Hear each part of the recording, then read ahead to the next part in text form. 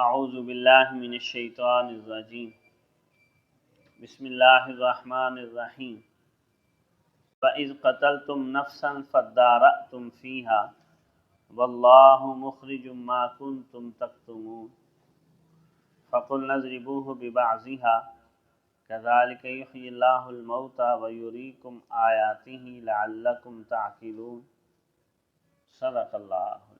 محترم سامعین، بنی اسرائیل کے اندر ایک قتل ہو گیا تھا۔ اب قاتل کی تلاش ایک معمہ بن گیا، پتہ ہی نہیں چل رہا۔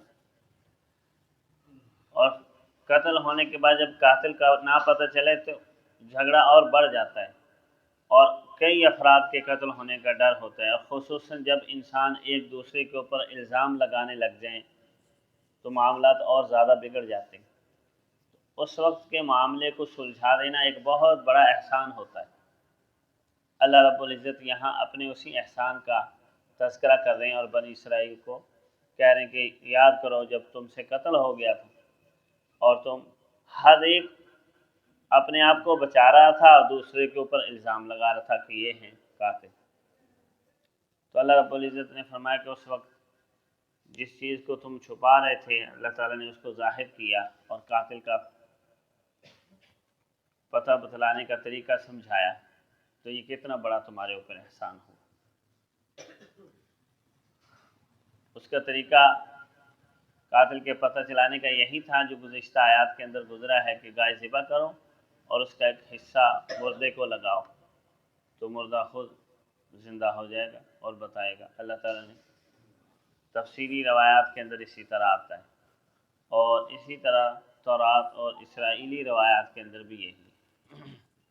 تو ہمیں وَإِذْ قَتَلْتُمْ نَفْسًا، جب تم نے ایک نفس کو قتل کیا، تم سے مراد یعنی تمہاری قوم سے یہ قتل ہوا، بنی اسرائیل کا چونکہ تذکرہ چل رہا ہے تو وہی مراد ہے۔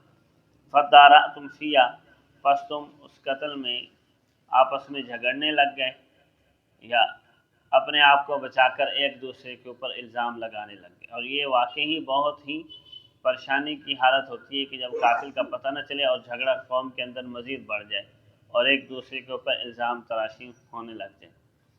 تو ہمیں واللہ مخرج ما کنتم تکتمون، اللہ تعالیٰ ظاہر کرنے والے ہیں اس چیز کو جس کو تم چھپا رہے تھے۔ تو اللہ تعالیٰ نے قاتل کا پتہ بتا دیا۔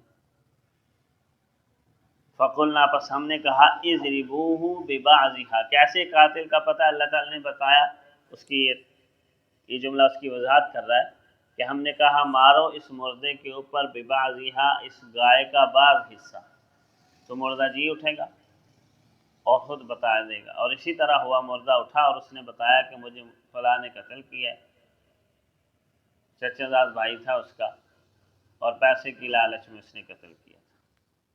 پھر وہ مردہ دوبارہ مر گیا۔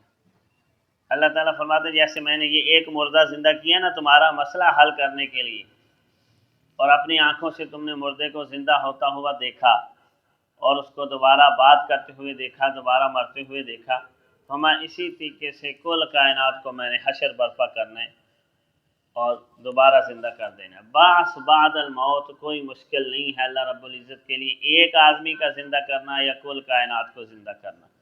فرمایا کذالک یحیی اللہ الموتى، اسی طرح اللہ تعالیٰ مردوں کو زندہ کریں گے جس طریقے سے یہاں ایک کو زندہ کیا گیا پیغمبر کی برکت سے، تو اس وقت اللہ تعالیٰ سب کو زندہ کریں گے اپنے عدل و انصاف اور اپنی عدالت کا ظہور فرمانے کے لیے۔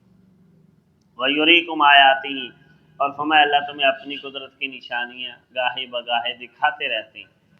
آخرت میں تو سب کچھ نظر آ جائے گا نا، دنیا کے اندر بھی اللہ تعالیٰ اپنی قدرت کی نشانیت اللہ تعالیٰ فرماتے ہیں ہم تمہیں دکھاتے ہیں لعلکم تعقلون، تاکہ تم عقل سے کام لو، سمجھ جاؤ کہ جو رب تعالیٰ کی ہستی ہے، اس کے جو بتائے ہوئے قوانین ہیں اور انبیاء علیہ السلام کا جو بتایا ہوا رستہ ہے، اسی کے اندر جو ہے نا وہ کامیابی ہے۔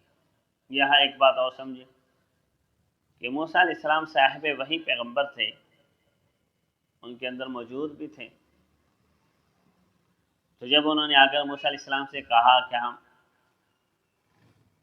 کیا ہو گیا، بندہ قتل ہو گیا، قاتل کا پتہ نہیں چل رہا، تو آپ اللہ تعالیٰ سے پوچھ کر ہمیں بتا دیں۔ تو موسیٰ علیہ السلام تو ویسے بھی اللہ تعالیٰ سے ہم کلام ہوتے تھے، کلیم اللہ تھے، تو اللہ تعالیٰ سے پوچھ کر بتا دیتے۔ اتنا لمبا چکر کیوں چلایا گیا کہ گائے لو، اس کو ذبح کرو، اس کا ایک مخصوص حصہ مردے کو لگاؤ، وہ زندہ ہو کر خود بتائے؟ یہ لمبا چکر اسی وجہ سے ڈالا گیا کہ قوم بد اعتماد تھی۔ قوم، موسیٰ علیہ السلام تو رات لے کر آئے تو انہوں نے مانا نہیں، ہمیں کیا پتہ اللہ کی کتاب ہے یا خود لے کر آئے، یہاں تو قتل کا معاملہ تھا۔ موسیٰ علیہ السلام اگر کہہ دیتے کہ اللہ نے کہا ہے کہ فلاں بندہ قاتل ہے، تو الٹا موسیٰ علیہ السلام کے ہی مخالف ہو جانا، کیونکہ اعتماد تو کرتے نہیں ہیں نا یہ۔ تو یہ قومیں بد اعتمادی کا شکار ہوتی ہیں، وہی مشکلات کا شکار ہوتی ہیں۔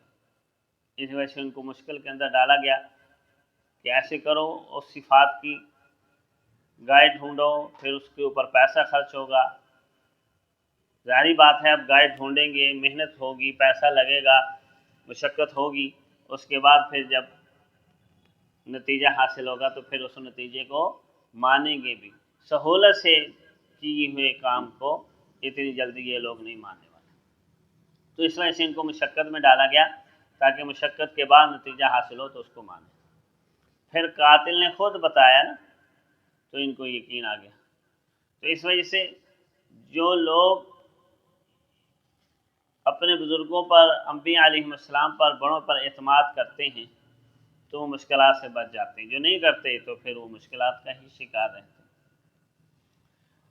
دوسرا، اللہ رب العزت نے ان آیات سے ایک خاص واقعے سے ایک عمومی اصول سمجھا دیا کہ جس طریقے سے میں نے ایک مردہ زندہ کیا ہے اور تم نے اپنی آنکھوں سے دیکھا ہے تو بنی اسرائیل کو سمجھائے گا، اسی طرح کل مردوں کو میں نے زندہ کرنا اور جزا و سزا، حساب و کتاب ہوگا۔ اس وقت سب بولیں گے، جس طرح یہاں ایک بولا ہے نا، تو سب بولیں گے میرے ساتھ فلاں نے زیادتی کی، میرے ساتھ فلاں نے زیادتی کی، اور وہاں ہر ایک کے حقوق کی تلافی اور ایک دوسرے کے حقوق کی جو حق تلفی ہوئی ہوگی، وہاں جو ہے نا وہ اس کی تلافی کروائی جائے گی۔ تو اس وجہ سے انسان کو دنیا کے اندر زندگی گزارتے ہوئے یہ سمجھ جانا چاہیے کیا یہاں ہم چھپا بھی لیں کسی چیز کو اور انسانوں سے چھپ بھی جائے، لیکن اللہ رب العزت کی ذات تو ظاہر کر کے ہی رہے گی۔ اللہ تعالیٰ کی ذات ہمیں اس وقت کے آنے سے پہلے اس کی حقیقت کو سمجھنے اور اس کی تیاری کرنے اور اس کے اوپر عمل پیرا ہونے کی توفیق عطا فرمائے۔ وآخر دعوانا الحمدللہ۔